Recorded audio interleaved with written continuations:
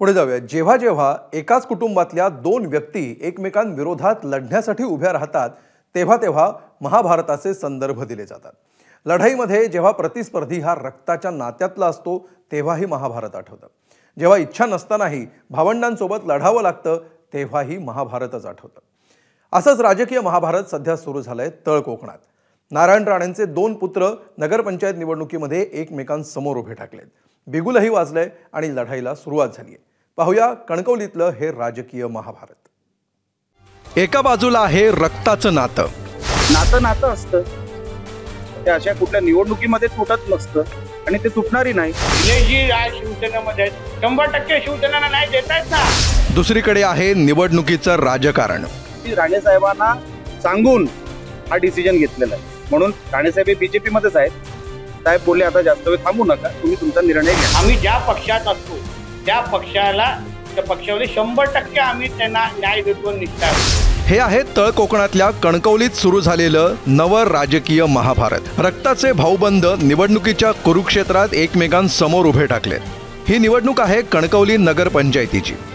एका बाजूला आहे भाजप आणि अजित पवारांची राष्ट्रवादी, तर त्यांच्या समोर उभी ठाकली आहे शिंदे सेना, ठाकरे सेना आणि शरद पवारांची राष्ट्रवादी। एकमेकांसाठी एरवी कौरव असणारे सोबत तर एरवी एकत्र असणारे राजकीय पांडव विरोधात, असं काहीसं चित्र यामुळे निर्माण झालंय।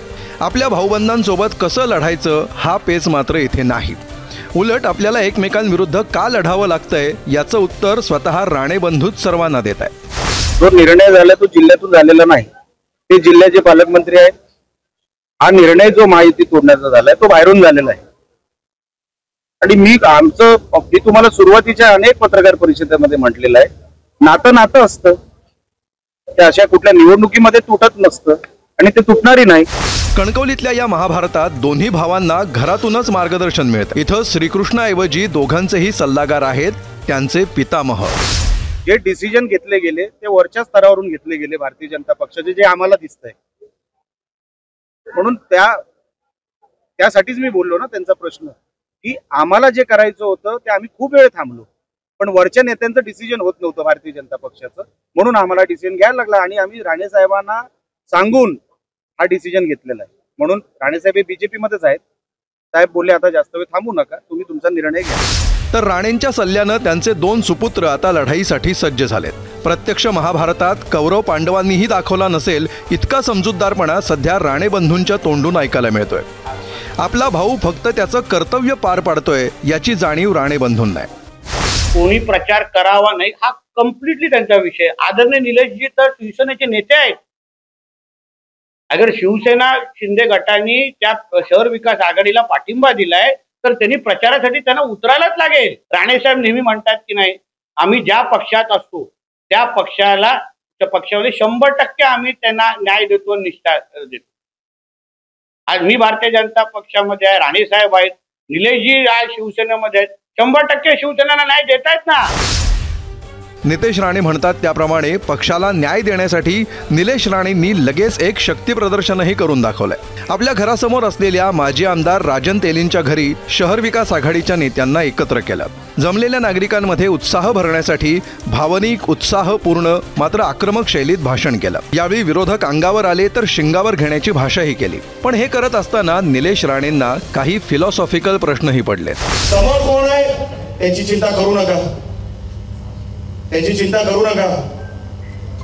तुम्ही विचार करा, महाभारतामध्ये जेव्हा अर्जुनाने विचारलं, अरे श्रीकृष्णा सगळे आपलेच आहेत समोर, तर श्रीकृष्णाने अतिशय उत्तम उत्तर त्याच्यावर दिलं, जर आपलेच आहे तर समोर काय। कणकवलीला लागूनच असलेल्या सावंतवाडी नगर परिषद निवडणुकीत मात्र राणे केसरकर यांच्यात निधीच्या मुद्द्यावरून रणकंदन रंगले। त्यामुळे कणकवलीतला समजूतदारपणा हा राजकीय आहे की कौटुंबिक असाही प्रश्न विचारला जातोय। कुठल्याही बाबतीमध्ये निधीची कमतरता होणार नाही, कारण का सत्तेमध्ये आम्ही केंद्रात आणि राज्यात असल्यामुळे, त्याचबरोबर जिल्ह्याच्या आर्थिक दाव्या पण पालकमंत्री म्हणून माझ्याकडे असल्यामुळे सावंतवाडीचा विकास आम्ही सक्षम पद्धतीने करण्याच्या दृष्टिकोनातून माझ्या हक्काचे पैसे जे मला मिळतात ते मी माझ्या मतदारसंघामध्ये किंवा शहरामध्ये वापरत असतो, आणि हे सूत्र पूर्वीपासून आहे राज्य शासनाचं। त्याच्यामुळे कोणी पैसे दिले तर ते त्या त्या आमदारांच्या शिफारसीवरून ते पैसे दिले जाऊ शकतात. त्याच्या व्यतिरिक्त त्यांना काही कोटा असते त्याच्यामधून ते देऊ शकतात दुसरी काम, पण ते आतापर्यंत ते आमच्या मतदारसंघाला ते मिळाले नाही. आता या महाभारतात कौरव कोण आणि पांडव कोण हे ठरवण्याचं काम मतदार करतीलच. मात्र नगरपंचायतीचं हे महाभारत संपल्यानंतर पुन्हा एकदा हेच कौरव पांडव महायुतीच्या इंद्रप्रस्थात एकत्र यायला सज्ज होणार आहेत. तोपर्यंत मात्र प्रचाराचे, टीकेचे आणि आश्वासनांचे दशावतार जोरदार रंगणार एवढं मात्र नक्की. सदाशिव लाड, एबीपी माझा, कणकवली. एबीपी माझा, उघडा डोळे बघा नीट.